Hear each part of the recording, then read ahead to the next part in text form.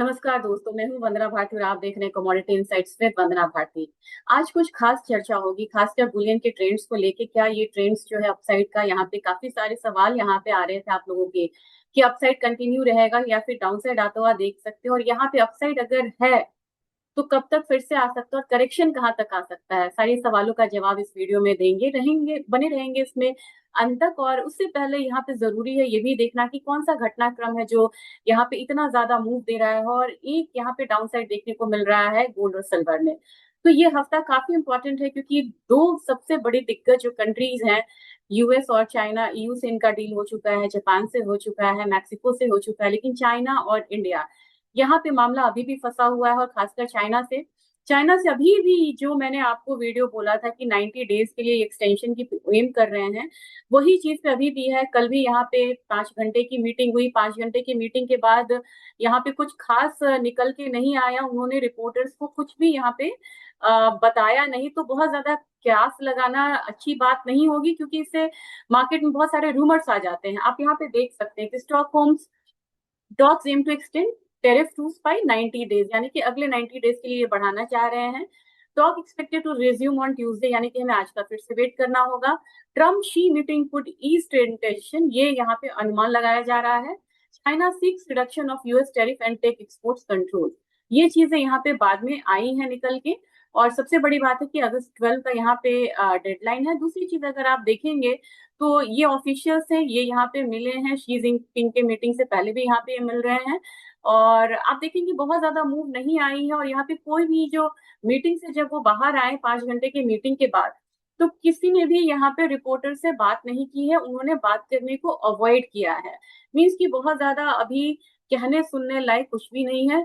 दूसरी चीज अगर आप देखेंगे कि इम्पोर्टेंट क्या है यहाँ पे, दूसरी न्यूज यहाँ पे क्रूड ऑयल की है, क्योंकि क्रूड ऑयल में अगर देखा जाए तो एक स्ट्रॉन्ग मूवमेंट देखने को मिल रहा है। और ये स्ट्रॉन्ग मूवमेंट क्यों देखने को मिल रहा है, यहाँ पे ट्रम्प ने कहा था कि हम आपको 50 दिन का डेडलाइन दे रहे हैं, आप जल्दी से यहाँ पे यूक्रेन से शांति की वार्ता करिए। और 50 डेज का एक उन्होंने मतलब डेडलाइन दिया था, उसको इन्होंने घटाया है और उन्हें बोला है कि नहीं, अब ये जो डेडलाइन है ये छोटा यहाँ पे हो सकता है, और हम पहले यहाँ पे आप पे ज्यादा से ज्यादा सैंक्शंस जो हैं वो लगा के चल सकते हैं। अब यहाँ पे सैंक्शंस जो डेडलाइन है वो कितना यहाँ पे कम हुआ है, यूक्रेन टू जस्ट 12 10 और 12 डेज, यानी कि मार्केट पे एक बार फिर से बढ़ गया है संकट। क्या तो क्रूड ऑयल के सप्लाई साइड का, क्रूड ऑयल का सप्लाई साइड वैसे यहाँ पे कंफर्टेबल बना हुआ है, लेकिन अगर आप बात करेंगे कि ओवरऑल रशिया का इम्पैक्ट तो यहाँ पे देखने को मिलेगा ही, जिसकी वजह से हम लोगों ने क्रूड ऑयल में एक अपसाइड आता हुआ देखा है। अब सीधा सीधा हम यहाँ पे रुक करेंगे बाजार का ही, और बाजार में आपको एक बात मैं यहाँ पे बताना चाहती हूँ कि नया क्या हुआ है जिसकी वजह से हम लोगों ने इतना ज्यादा मूव आता हुआ देखा। नया में आप देखेंगे कि डॉलर इंडेक्स में बहुत ज्यादा बढ़त आई है। जो डॉलर इंडेक्स यहाँ पे लो लगाया हुआ था करीब 96 पॉइंट मैं बता दूं आपको, ये जो कब है, ये कब ये लो लगा था, रिसेंट वाला लो ये लगा था आपको 1 जुलाई को, और ये लो था 96.37 का, 96.4 मान के इसको हम चलेंगे। वहां पे एक जबरदस्त मूवमेंट आई है, और हम अभी जो डॉलर इंडेक्स ट्रेड कर रहा है 98.68 हो रहा है। और यहाँ पे मुझे लग रहा है कि धीरे धीरे एक शार्प मूव आएगा, और ये 100 की तरफ और 101 की तरफ बढ़ता हुआ नजर आ रहा है। 100 102 आप यहाँ पे मान के चल सकते हैं। अब आप बोलेंगे कि डॉलर इंडेक्स जब बढ़ेगा तो ट्रेंड में क्या चेंज होगा। एक आपको जो बुलियन काउंटर है या कमोडिटीज पे एक दबाव आपको फॉर द टाइम बिंग देखने को मिलेगा। काफी लोग कह रहे थे कि आपने 1.25 लाख का टारगेट दिया, 1,03,000 4,000 का टारगेट दिया, वो क्या हुआ यहाँ पे। सारे टारगेट्स 2025 के लिए अभी भी इंटैक्ट है, लेकिन ये घटनाओं का यहाँ पे बहुत सारा ये साल है, चाहे वो 24 हो या 25 हो, तो यहाँ पे ये इवेंट्स जो है वो थोड़ा थोड़ा करेक्शन जो है इनमें डालते रहेंगे। अब जो करेक्शन आएगा उससे आपका जो मेन ट्रेंड है वो चेंज नहीं हो रहा। अगेन मैं यहाँ पे आपको कह रही हूँ कि गोल्ड और सिल्वर का मेन ट्रेंड अभी भी बुलिश है, लेकिन एक करेक्शन जो है वो यहाँ पे आप एक्सपेक्ट कर सकते हैं, लेकिन वो करेक्शन भी इतनी जल्दी आएगा या नहीं ये आपको गुंजाइश थोड़ी सी कम लग रही है। तो इसी पे लेवल्स पे ही आज यहाँ पे बात करेंगे। ये शो थोड़ा सा वो हो सकता है, क्रूशियल हो सकता है जो लोग यहाँ पे लॉन्ग टर्म की सोच रहे हैं। विक्स यहाँ पे डाउनसाइड जा रहा है। अगर ट्रेजरी का देखें तो ट्रेजरी में अपसाइड है, और यहाँ पे डॉलर इंडेक्स में अपसाइड। ये दो कारण है, तीन कारण है जो कि गोल्ड पे थोड़ा सा फर्दर टाइमिंग दबाव डाल सकता है। दूसरा यहाँ पे है कि जो भी आपको इक्विटी मार्केट है वो एक अपसाइड के साथ यहाँ पे ट्रेड हो रहा है। अब यहाँ पे अगर हम ओवरऑल देखें, कल भी मैंने आपको ये लेवल्स बोले थे, ओवरऑल देखा जाए तो जो 20 डेज का मूविंग एवरेज और 50 डेज का वो यहाँ पे टूट चुका है गोल्ड का। ये बात गोल्ड की हो रही है, ये बात हो रही है स्पॉट की। अब धीरे धीरे लग रहा है कि गोल्ड एक बार $3300 से लेके 3280 वाला रेंज देख सकता है, यानी कि आपको ध्यान रखना होगा 3300 का रेंज यहाँ पे टूटता हुआ नजर आ रहा है। अगर गोल्ड फ्यूचर्स की कॉमिक्स की बात करें तो अभी थोड़ा सा ग्रीन कैंडल बना है, और इतने 4 दिनों के फॉल के बाद 4 दिन में इसने कितना फॉल दिखा है मैं आपको बता दूं, 3450 से लेके 51। और लो कितना लगा है कल के दिन में, ये लो लगा है आपको 3300 का लो लगा, यानी कि $150 गोल्ड ऊपर की तरफ से टूटा है। तो आज भले ही थोड़ा सा एक बाउंस दे दे, लेकिन बाउंस पे आपको फिर से यहाँ पे बहुत ज्यादा बाइंग मुझे लग नहीं रही है। मुझे लग रहा है कि 3330 अपर साइड, और नीचे मुझे लग रहा है कि थोड़ा सा यहाँ पे करेक्शन अब डीप हो सकता है। और कहाँ तक आ सकता है, तो यहाँ पे 3290 से 3280 वाला जोन जो है आप मान के चलेंगे गोल्ड में अभी आपको देखने को मिलेगा। और ये फेड से पहले ये मीटिंग्स, मतलब जो है इससे पहले यहाँ पे एक मूव आ रही है, क्योंकि यहाँ पे लग रहा है कि इस बार पॉवेल स्ट्रॉन्ग स्टेटमेंट दे सकते हैं कि अभी रेट कट नहीं होगा। इसका जो इम्पैक्ट है, पहले मार्केट थोड़ा सा डिस्काउंट करता हुआ नजर आ रहा है, इस बात का हम ध्यान में रखेंगे। अगर बात की जाए कि भारतीय बाजार में गोल्ड का क्या रुख रहेगा, भारतीय बाजार में गोल्ड का रुख थोड़ा सा यहाँ पे बिगाड़ रहा है रुपया, क्योंकि रुपया जो है वो 86.86 आ गया है। चार्ट्स के लिए मना करके बहुत बड़ा हो गया है, नहीं तो चार्ट्स पे आप देखते जो हमारा पिछला लो लगा था, यानी कि हम फिर 87 की तरफ यहाँ पे बढ़ रहे हैं, और इनफैक्ट हम आ गए हैं 87। तो अब यहाँ पे रुपया जो है आपको बिल्कुल खेल बिगाड़ता हुआ नजर आएगा, क्योंकि अगर बाहर के मार्केट में आप देखेंगे तो गोल्ड यहाँ पे कितना टूटा हुआ है मैं आपको बता देती हूँ कि गोल्ड कितना है। गोल्ड अभी थोड़ा सा यहाँ बढ़ता हुआ नजर आ रहा है, 0.34 बढ़ता हुआ नजर आ रहा है। जबकि भारतीय बाजार में अगर आप बात करेंगे कि भारतीय बाजार में गोल्ड कितना है, अब बाहर के बाजार में 0.12% है, अपने बाजार में 0.34% है। तो रुपया जो है थोड़ा सा अपसाइड में ही रखेगा भारतीय बाजार को। और अपसाइड में मुझे लग रहा है कि कितना लेवल होना चाहिए गोल्ड का, ये होना चाहिए 98,400 के करीब। और अगर जब तक रुपया यहाँ पे रुपया के टर्म्स में गोल्ड नहीं तोड़ता 96,900, तब तक ये नहीं मानेंगे कि बहुत ज्यादा करेक्शन है। अब आज का दिन का क्या होगा कंफ्यूजन नहीं रखिएगा, 4 दिन के फॉल के बाद हो सकता है कि हम थोड़ा यहाँ पे हल्का सा बाउंस देख लें, लेकिन ओवरऑल अब गोल्ड थोड़ा सा सुस्ताता हुआ नजर आएगा। तो आपकी स्ट्रेटेजी इस समय क्या होनी चाहिए कि अगर आप इनफैक्ट बाइंग साइड में हैं, तो अब आप बाइंग को यहाँ पे 2-3 दिनों के लिए होल्ड ना करें। आपको बाइंग में पैसा मिल रहा है, पैसा लीजिए, निकलिए वहां से, क्योंकि ओवरऑल अब आप देखिएगा कि गोल्ड पे हल्का सा जो प्रेशर है वो बनता हुआ दिख सकता है। अगर ये प्रेशर मुझे लगेगा कि नहीं कल इवेंट है और उसकी वजह से प्रेशर यहाँ पे नहीं बन रहा है और यहाँ पे कुछ उलट पुलट हो रहा है, तो मैं आपको जरूर इन्फॉर्म करूंगी। और यहाँ पे आपको ये मान के चलना होगा कि अभी का टाइम साधारण नहीं है, दोनों साइड का मूव देखने को मिल सकता है। अगर गोल्ड की बात के बाद अगर हम सिल्वर की बात करें, सिल्वर डाउन साइड में आपको अगर देखा जाए तो यहाँ पे 37.93 के करीब लग रहा है कि आ सकता है। अपसाइड जो है वो आपको बिल्कुल रेंज में है 38.65 के करीब। बाय सिल्वर का फिलहाल फिलहाल डाउन साइड है। हमारे बाजार में अगेन रुपी फैक्टर है जो कि इसको अपसाइड में रखे हुए है। तो आज थोड़ी सी बढ़त आती भी है, तो 1,14,000 1,14,000 से 200 से ऊपर का आप नहीं सोचिएगा, उसको ही रेजिस्टेंस मान के चलिए। और अगर फॉल आता है तो फॉल आपको डीप कहाँ तक हो सकता है, तो 1,12,000 तक। 1,12,000 सपोर्ट है, 1,14,000 14,200 का एक रेजिस्टेंस नजर आ रहा है। फिलहाल फिलहाल में गोल्ड सिल्वर थोड़ा सा ऊपर लग रहा है, यहाँ पे कोई कंफ्यूजन नहीं होनी चाहिए।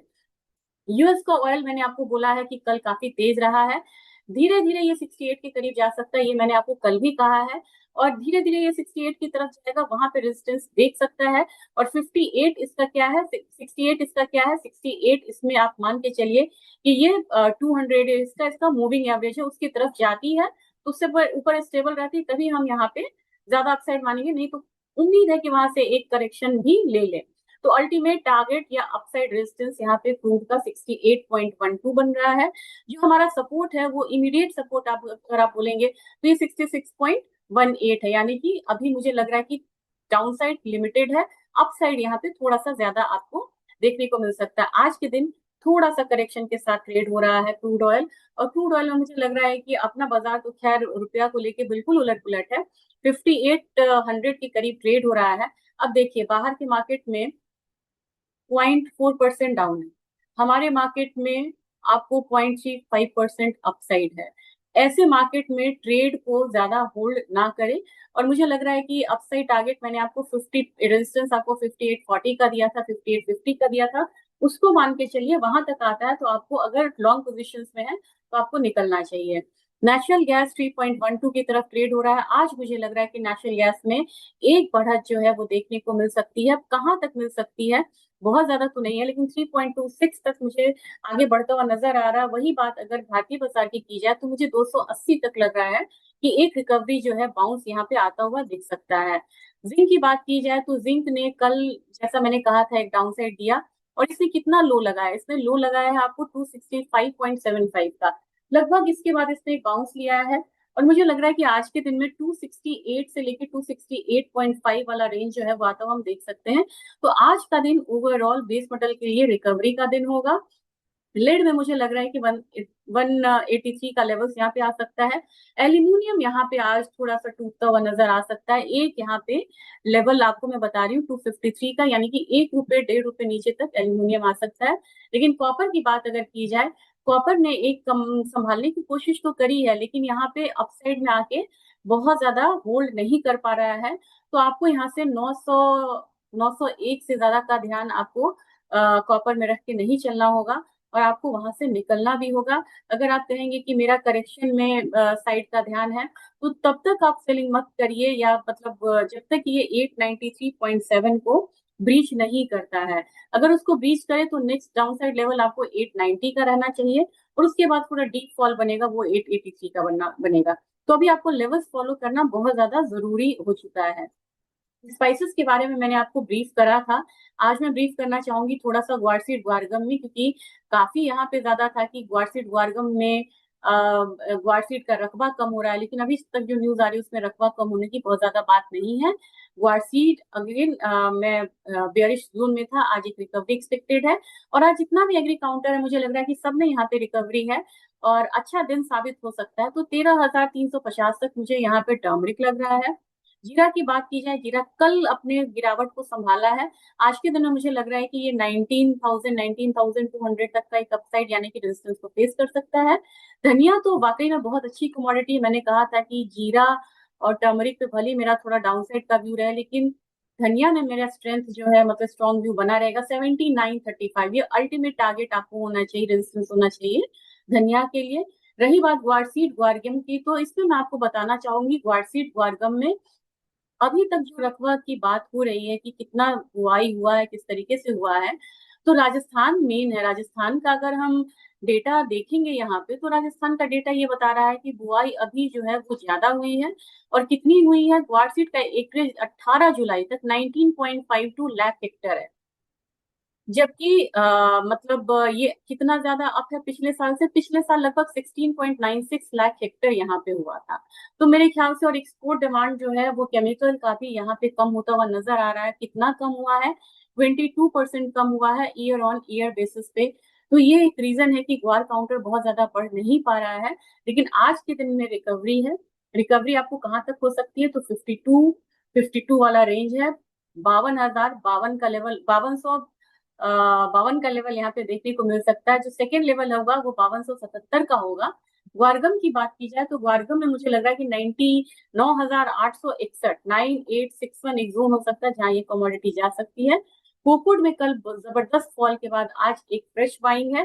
फ्रेश बाइंग आपको ज्यादा नहीं टिकेगी, ये आपको आ सकता है 3170 तक बस। और कैस्टर सीड में भी आज एक रिकवरी का दिन है। मैंने कहा ना कि आज एग्री के लिए स्ट्रॉन्ग डे है।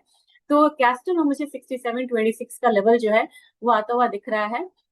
अब जाने से पहले मैं आज कुछ डेटा, मतलब आपसे शेयर करना चाहूंगी कि अगर कोई आज डेटा है उस पर आप जरूर ध्यान दीजिएगा, क्योंकि ये जो हफ्ता है इसमें आपको डेटा भी है और 3 सेंट्रल बैंक्स की मीटिंग है। आपको ये ध्यान देना होगा कि 3 सेंट्रल बैंक्स की मीटिंग जो है वो काफी ज्यादा इंपॉर्टेंट होगा। तो जाते जाते बस एक डेटा शेयर देखते जाइए, ताकि आपको पता है चले कि आपका ट्रेड किस समय आपको परेशान कर सकता है।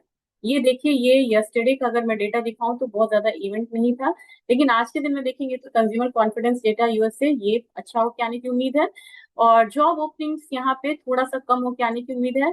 और कल के दिन पूरी महाभारत है, क्योंकि फेड का इंटरेस्ट रेट डिसीजन है, एफएमसी का है, बैंक ऑफ कनाडा का यहाँ पे है इंटरेस्ट रेट डिसीजन, यूएस का जीडीपी डेटा जो पॉजिटिव होके आना, यही सब वजह है कि मैंने आपको बोला था कि जीडीपी नंबर्स अगर थोड़ा पॉजिटिव होके आएगा तो यहाँ पे गोल्ड को थोड़ा सा झटका यहाँ पे आता हुआ मिल सकता है। तैयार रहें गोल्ड में एक करेक्शन के लिए, सिल्वर में एक करेक्शन के लिए, लेकिन ये करेक्शन लिमिटेड होगा और बाइंग आएगी तो बाइंग भी यहाँ पे लिमिटेड होगा दोनों ही कमोडिटी में। तो अभी समय है थोड़ा सा ट्रेंड को चेंज करने का। ये आज का अपडेट था, होप्स आपको अच्छा लगा होगा और कमेंट्स जरूर करिएगा।